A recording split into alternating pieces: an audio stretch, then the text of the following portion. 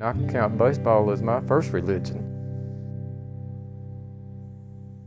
The one love that I had in life anyway was walking, and I also loved the experiences I had walking. So the one thing I kept doing is, as everybody was driving, I just kept expanding the distances throughout my life that I could walk, and the experiences that kept coming with it.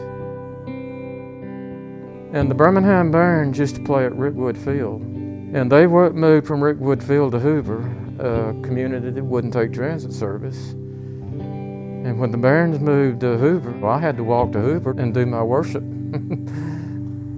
Bill Hardikoff, the general manager, found out I was actually walking there and back when basically some neighbors, those ushers, told him about it, so he called a press conference to let the world know what I was doing.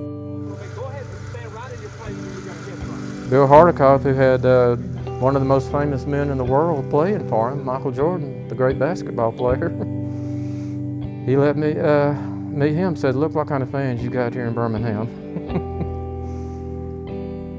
I have epilepsy. I was not ever going to be able to drive.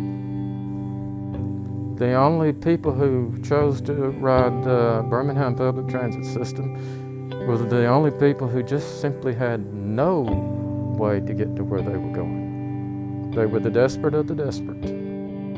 If you got to go somewhere on one day, you plan the day before or the week before. You make sure you know how to get there.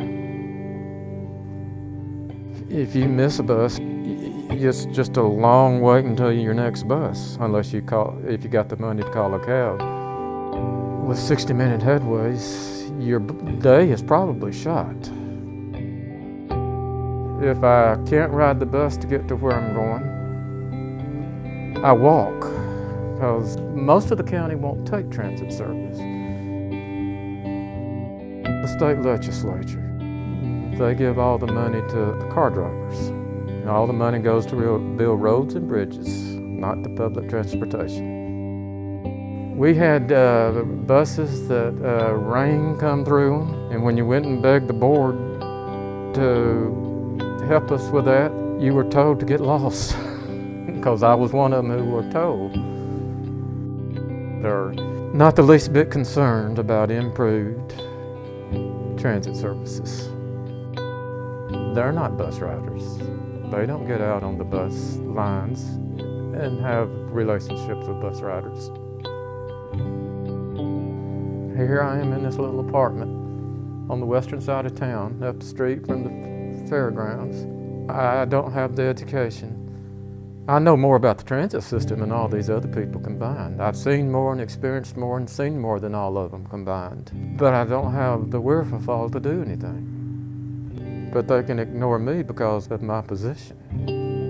But I have more than all of the rest of these other people. I got the bus schedules and all the other stuff to prove that what I'm saying is correct. And they can come to me and ask me to show them that what I'm saying is the truth. Well, I know I don't have much in this world, but I meet some that have so much that they wouldn't know what to do with it all in 10 lifetimes. And I also meet those that have far less than I do. I meet the both extremes. And in my walks, bridging the two with something. I'd like to be able to ride the bus where I need to go, when I need to be there. Anytime I want to do it, which I can't do now.